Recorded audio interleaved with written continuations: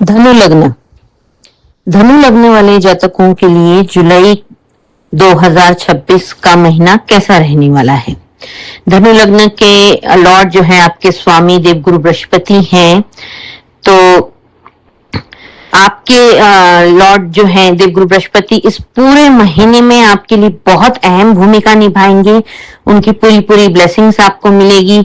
इसके अलावा सूर्य और बुध और शुक्र का प्रभाव आपके अष्टम, नवम और दशम यानी कि 8th हाउस, 9th हाउस और 10th हाउस।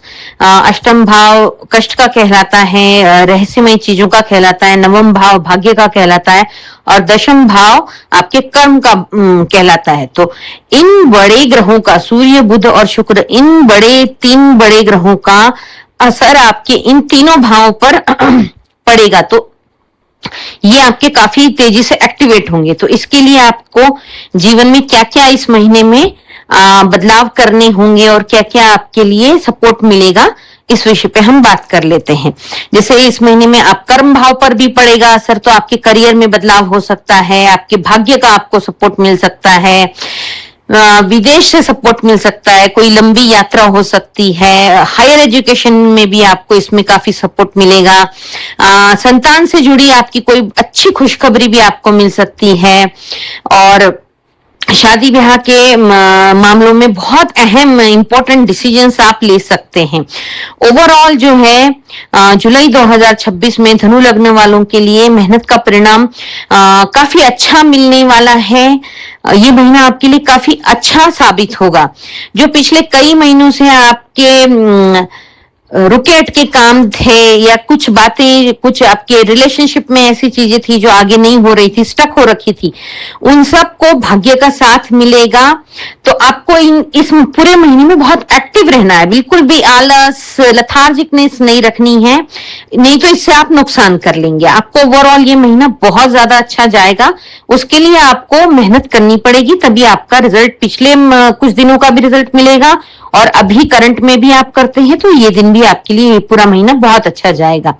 अब अगर हम बात कर लेते हैं केयरफुल डेज की, यानी कि इस महीने के कौन से आपके शुभ दिन होंगे और किन दिनों में आपको सावधानी रखनी होगी। तो इस महीने में सावधानी रखने के लिए सिर्फ 5 दिन मैं आपको बताऊंगी, जिन दिनों में आपको विशेष ध्यान रखना होगा। वो है 10 जुलाई, 11 जुलाई, 24 जुलाई, 25 जुलाई और 28 जुलाई। इनको आप कैलेंडर पर मार्क कर लीजिए बड़ा बड़ा, ये आपके केयरफुल डेज में इनकी काउंटिंग होगी।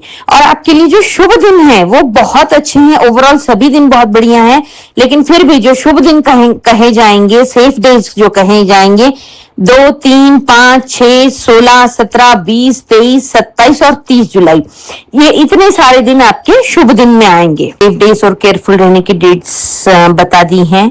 अब हम बात कर लेते हैं डिटेल में वीक वाइज कि 1 जुलाई से 7 जुलाई तक ये पहला हफ्ता जुलाई महीने का आपका कैसा रहेगा। इसमें करियर और नौकरी की दृष्टि से देखें तो आपको नए अवसर मिलेंगे। इस महीने में जो लोग नौकरी पाने के इच्छुक हैं उनको कोई ना कोई अच्छा इंटरव्यू पॉजिटिव वे में आपका जा सकता है, जिससे कि आपको जॉब मिल सकती है और करियर में आपकी अच्छी ग्रोथ आ सकती है। ऑफिस में जो लोग ऑलरेडी काम कर रहे हैं वहां पर आपके सीनियर्स जो हैं उनसे आपको काफी अच्छा सपोर्ट मिलता हुआ नजर आ रहा है। बिजनेस की दृष्टि से देखें तो बिजनेस में आपके नए क्लाइंट भी बन सकते हैं। ऑनलाइन बिजनेस जो लोग भी करते हैं उन लोगों के लिए ये समय बहुत अच्छा है। अब हम बात कर लेते हैं स्टूडेंट्स के लिए। स्टूडेंट्स के लिए इस वीक में कॉम्पिटिटिव एग्जाम देने वाले छात्रों के लिए, जो भी कॉम्पिटिटिव एग्जाम की तैयारी कर रहे हैं, हायर एजुकेशन की तैयारी कर रहे हैं, उनके एग्जाम पढ़ते हैं, तो आपको काफी अच्छी सक्सेस मिल सकती है। आपका फोकस भी इन दिनों में काफी अच्छा रहेगा। और अगर हेल्थ की दृष्टि से हम बात करते हैं तो आपको कुछ न कुछ पेट से संबंधित समस्याएं रह सकती है, एसिडिटी, डाइजेशन प्रॉपर नहीं होना, गैस्ट्रिक प्रॉब्लम, तो आपको बाहर खाने से बचना चाहिए।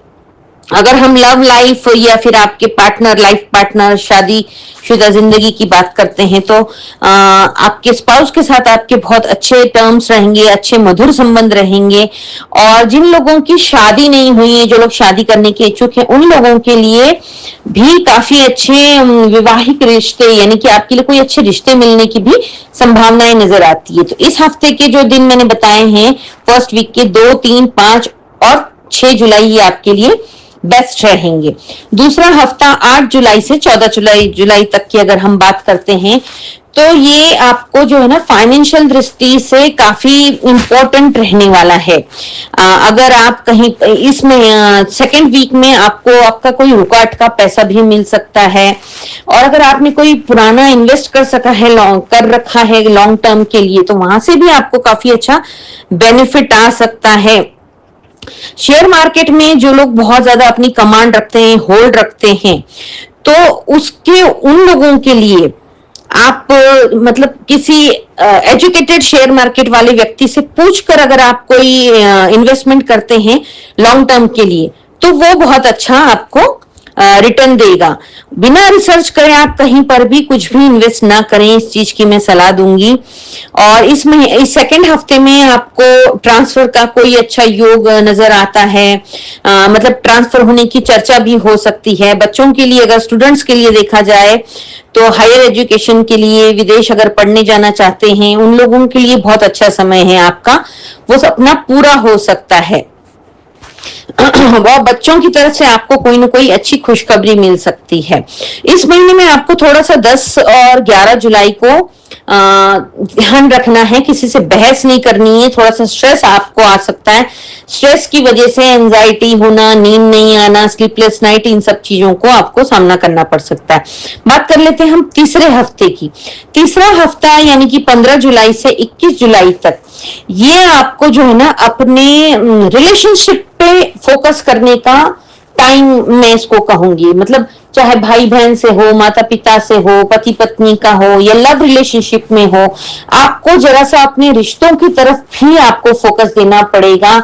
समझदारी के साथ थोड़ा सा उनको टाइम देना पड़ेगा, नहीं तो ये चीजें आगे चल के दिक्कत आ जाएंगी। अगर विवाह योग की बात करते हैं तो जो लोग भी विवाह के योग्य हैं तो उनके लिए ये रिश्ता पक्का होने का टाइम हो सकता है। मतलब रिश्ते की बात आगे बढ़ सकती है, तो आप जरूर इस पे आगे विचार करें और अगर बातचीत चल रही है तो उस बातचीत को आगे बढ़ाएं।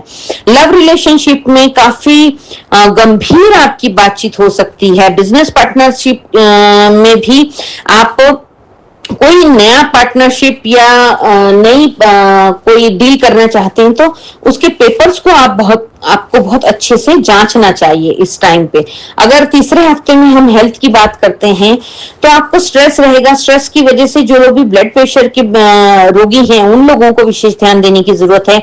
आपको योगा मेडिटेशन अगर आप करते हैं तो बहुत इसमें लाभ मिलेगा, नींद आएगी सुकून से, आपके निर्णय भी सही जाएंगे। और जॉब वाले लोगों के लिए प्रमोशन इंक्रीमेंट का भी बहुत अच्छा समय है। इस तीसरे हफ्ते के सबसे अच्छे दिन जो कहूंगी मैं वो है 16, 17 और 20 जुलाई। तो इन दिनों में आप कोई भी अगर कोर्ट की लिटिगेशन भी पड़ रही है तो वो डेट्स भी आप इन तारीखों में ले सकते हैं। जो केयरफुल रहने वाली डेट्स है उन तारीखों में ना लें, जो सेफ डेज है उन डेट्स में अगर आप लेते हैं तो फैसला आपके हक में आ सकता है। अब बात कर लेते हैं चौथे हफ्ते की। 22 जुलाई से 31 जुलाई तक का ये जो जुलाई महीने का चौथा हफ्ता रहेगा, ये आपका इस मंथ का सबसे महत्वपूर्ण टाइम रहेगा। आपका इस महीने का टर्निंग पॉइंट साबित होगा। अगर करियर की दृष्टि से देखते हैं तो आप कुछ ना कुछ कोई बहुत बड़ा अचीव कर सकते हैं। जो लोग नौकरी पाने के इच्छुक हैं उनको नौकरी मिल सकती है। जो लोग ऑलरेडी कर रहे हैं उनको भी कहीं ना कहीं किसी और जगह से अच्छे पैकेज पर कुछ ना कुछ ऑफर हो सकता है। बिजनेस में भी आप काफी अच्छा एक्सपैंड करते हुए नजर आ रहे हैं। अगर आप मार्केटिंग के लिए सोशल मीडिया में, न्यूज़पेपर में या कहीं पर भी ऐसे कुछ ना कुछ बैनर्स या कुछ ऐसे लीफलेट प्रोवाइड कराते हैं, उससे आपको बहुत ज्यादा लाभ मिलेगा। लास्ट वीक में आपके पास कोई बहुत अच्छा बड़ा फंड आ सकता है, मतलब काफी बड़ा अच्छा धन लाभ हो सकता है। फाइनेंशियल दृष्टि से महीने का ये आखिरी हफ्ता आपके लिए बहुत ज्यादा अच्छा साबित होगा। घर में कोई ना कोई अच्छा मांगलिक कार्य भी हो सकता है या फिर उसके विषय में चर्चा की जा सकती है। अगर आपने स्टूडेंट्स के लिए अगर आपने एग्जाम्स दे दिए हैं तो आपके फेवर में रिजल्ट आ सकते हैं, तो ये भी एक गुड न्यूज है। इस लास्ट वीक में आपको जो सेफ रहने के लिए दिन मैंने बताए थे हैं वो है 24, 25 और 28 जुलाई। इन दिनों में आपको बिल्कुल भी ड्रिंक नहीं करनी है, ड्रिंक एंड ड्राइव बिल्कुल भी नहीं करनी है, इमोशनल होकर कोई भी निर्णय नहीं लेना है। आपको अपने स्टेबल काम माइंडसेट के साथ ही आप कोई भी डिसीजन ले, इंपॉर्टेंट डिसीजन अगर कुछ लेना है तो आप पेंडिंग में डाल दीजिएगा। कोई भी सिग्नल जंप मत कीजिएगा। ड्रिंक एंड ड्राइव तो बिल्कुल भी ना करें। अगर हम स्टूडेंट्स की बात करते हैं जुलाई महीने में, तो आपका काफी अच्छा फोकस बढ़ेगा। कोई ना कोई कॉम्पिटिटिव एग्जाम आपके अच्छे हो सकते हैं। टेक्निकल प्रोफेशनल कोर्स वालों के लिए तो ये टाइम बहुत ही अच्छा है। विदेश में पढ़ने का, वहां पर बसने का आपका सपना भी पूरा हो सकता है। बच्चों की तरफ से आपको कोई ना कोई अच्छी खुशखबरी मिल सकती है और आपको बड़ा प्राउड फील हो सकता है। इस महीने में आपके जो लोग शादी योग्य हैं उनके विवाह के रिश्ते भी मिल सकते हैं। आपके अगर शादीशुदा हैं तो आपके स्पाउस से आपको बहुत अच्छा सपोर्ट मिल सकता है। कुछ अगर पुराने मतभेद हैं, कुछ अगर मिसअंडरस्टैंडिंग है, वो सब दूर हो सकती हैं। आपको विशेष पूरे महीने में ध्यान क्या रखना है, आपको अपना एक शेड्यूल बना के काम करना है। अनियमित दिनचर्या नहीं रखनी है, स्ट्रेस नहीं लेना है, नींद प्रॉपर पूरी लेनी है। प्राणायाम, सूर्य नमस्कार, जिम, जॉगिंग, वॉकिंग जो अभी आप कर सकते हैं वो सब आपके लिए बहुत बढ़िया रहेगा। शेयर मार्केट में अगर आप पेनी शेयर में इन्वेस्ट करते हैं तो उसके लिए मैं कहूंगी कि मत कीजिएगा, वो आपके लिए अच्छा नहीं रहेगा। लॉन्ग टर्म इन्वेस्ट अगर आप करते हैं तो वो आपके लिए बहुत ज्यादा फायदेमंद रहेगा। और अगर आपको डे टू डे ट्रेडिंग करनी भी है तो जो मैंने केयरफुल और सेफ डेज बताए हैं उन्हीं में करिएगा। इस पूरे महीने में आपको महादेव के ऊपर जल अर्पित करते रहें और बृहस्पति का पूरा आपको आशीर्वाद मिलता रहेगा। तो ओम ब्रूम बृहस्पते नमः या फिर ओम विष्णुवे नमः या ओम नमो भगवते वासुदेवाय का भी आप जाप कर सकते हैं।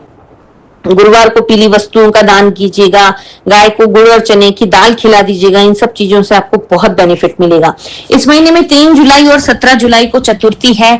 गणेश जी के मंदिर जाएं, गणपति तरशीष का पाठ करें या सुने, ओम गणपते नमः का जाप करें। इनसे आपको बहुत ज्यादा लाभ मिलेगा। आपके प्रॉपर्टी से संबंधित कोई भी काम है, अटक रहे हैं, तो वो भी फटाफट पूरे होते चले जाएंगे। 12 जुलाई और 26 जुलाई को प्रदोष व्रत है। महादेव के मंदिर जाएं। बीच बीच में जो आपको स्ट्रेस, नींद नहीं आना की प्रॉब्लम होती है, अगर आप महादेव के ऊपर जलाभिषेक करते हैं तो इन सभी समस्याओं से आपको छुटकारा मिल जाएगा। 14 जुलाई को अमावस्या है। विष्णु सहस्त्र नाम करके बहते जल में पानी नारियल प्रवाहित करने से आपकी सभी समस्याएं दूर हो जाएगी। 25 जुलाई को देवशयनी एकादशी है। चातुर्मास भी शुरू हो रहा है। 4 महीने के लिए देव सो जाएंगे ऐसा बोला जाता है और सभी शुभ कार्य बंद हो जाएंगे, यानी कि शादी, सगाई, मुंडन, नामकरण, गृह प्रवेश इत्यादि ऐसे हम शुभ कार्य इन 4 महीनों में नहीं करते हैं। जब देव उत्थान एकादशी होती है उसके बाद से ये सभी कार्यक्रम शुरू हो जाते हैं।